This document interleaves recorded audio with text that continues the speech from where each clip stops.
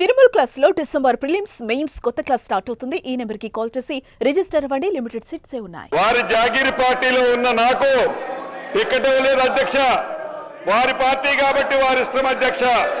ప్రజల దీవెనలతో ప్రజల ఆశీస్సులతో ఈనాడు ఇందిరమ్మ రాజ్యంలో ప్రజల దయతో మా నాయకుడు రాహుల్ గాంధీ గారి దయతో ఈనాడు ఈ స్థానంలో ఉండి ఒక మంచి చట్టం దేశానికి ఒక రోల్ మోడల్ అయిన ఈ భూభారత చట్టాన్ని సభలో ప్రవేశపెట్టినప్పుడు ఆ మాజీ ముఖ్యమంత్రి వర్యులు ఆ సీట్లో కూర్చొని ఆ 80,000 పుస్తకాలు చదివిన జ్ఞానాన్ని అనుభవాన్ని నాకు చెబుతారేమో, దాని సూచనలు ఇస్తారేమో. ఆ సూచనలు అన్నిటినీ తప్పకుండా మంచి ఉంటే ఈ చట్టంలో పెట్టాలని ఆశపడ్డాను అధ్యక్ష. కానీ ఏ కారణం చేత సభకు రావటం లేదో నాకు తెలియదు. నాకు తెలిసి ఈ గడిచిన సంవత్సరంలో బడ్జెట్ ప్రవేశపెట్టేటప్పుడు కొన్ని నిమిషాలు వచ్చిపోయారు అధ్యక్ష సభకి. ఎప్పుడైనా సభలు జరిగేటప్పుడు సభలో ప్రతి నియోజకవర్గానికి సంబంధించిన శాసనసభ్యులు ఎందుకు మాట్లాడతారంటే ఆ నియోజకవర్గానికి సంబంధించిన అనేక అంశాలు ప్రజల దృష్టికి శాసనసభలో నేను తీసుకొచ్చానని చెప్పడానికి, ప్రజల పక్షాన పోరాటం చేయటం కోసం ఆ సమస్యలు పరిష్కరించుకోవటం అసెంబ్లీలో ప్రవేశపెట్ట ఆ ప్రధాన ప్రతిపక్ష నాయకుడు మాజీ ముఖ్యమంత్రి వర్యులు కానీ అసెంబ్లీలోకి రారు. కనీసం ఈ రోజు ఉదయం ఒక ఇన్సిడెంట్ జరిగింది అధ్యక్ష. పొద్దున్నే బార్బర్ ఇంటికి వచ్చారు. బార్బర్ ఇంటికి వచ్చి ఒక గంట ప్రశాంతంగా నా కటింగ్ ఇతరత్ర చేసే సందర్భంలో ఆ నంద్ అనే అతను చెప్పాడు, సార్ ఈ రోజైనా ప్రధాన ప్రతిపక్ష నాయకులు సభకు వస్తారా?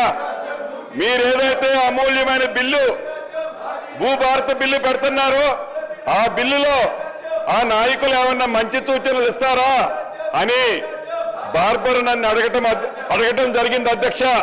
అంటే వారిని అభిమానించే వాళ్ళు వందల్లోనో పదుల్లోనో వేలల్లోనో ఈ రాష్ట్రంలో ఉంటారు. ఈ రాష్ట్రానికి ప్రధాన ప్రతిపక్ష నాయకుడిగా ఉన్న ఆనాటి ముఖ్యమంత్రి గారు సభకు రాకపోవటం సభను అవమానించినట్లా, లేకుంటే తెలంగాణ ప్రజలను అవమానించినట్లా?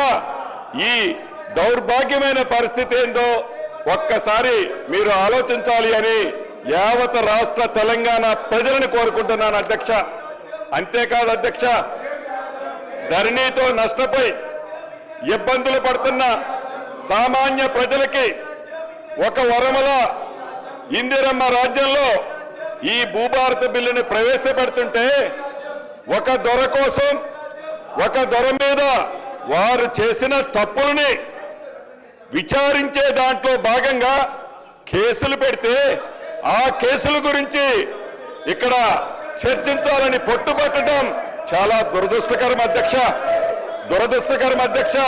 అదేమన్నా జాతీయాన్ని దేశానికి సంబంధించిన అంశమా, రాష్ట్రానికి సంబంధించిన అంశమా, చివరికి ఒక నియోజకవర్గానికి సంబంధించిన అంశమా ఈ సభలో చర్చించాల్సినంత అవసరం ఉందా అని మీ ద్వారా ఆ సభ్యులను ప్రశ్నిస్తున్నాను అధ్యక్ష. చివరగా ఇప్పటికైనా ప్రధాన ప్రతిపక్షం నాయకుడు ఎవరైతే ఈ సభకున్నారో యావత్ తెలంగాణ ప్రజలు ఎదురు చూస్తున్నారు. ఈ సభలోకి వస్తారని, ఈ అమూల్యమైన బిల్లు, వెరీ వెరీ ఇంపార్టెంట్ అయిన బిల్లు, ఈ భూభారత బిల్లులో పాలు పంచుకుంటారని, మంచి సూచనలు ఇస్తారని ఎదురు చూశాం. దురదృష్టకరం వారు ఇక్కడికి రాకపోవటం దురదృష్టకరం. ఉన్నవాళ్ళు ఈ రకంగా గొడవలు చేయటం బాధాకరం అధ్యక్ష. చివరిగా నేను ఒకటే చెప్తున్నాను, 2 సార్లు కర్రు కాల్చి ఈ తెలంగాణ ప్రజలు మీకు బుద్ధి చెబితే ఇంకా ఇంగిత జ్ఞానము లేకుండా, ఆలోచన లేకుండా, చేసిన తప్పులు సరిదిద్దుకోకుండా మంచి చట్టాలు తెస్తుంటే మద్దతు తెలపకుండా వక్ర బుద్ధితో కుక్క తోకర వంకరలా ఇంకా పాత తరహాలోనే ఏవైతే మీరు ఈ కార్యక్రమాలు చేస్తున్నారో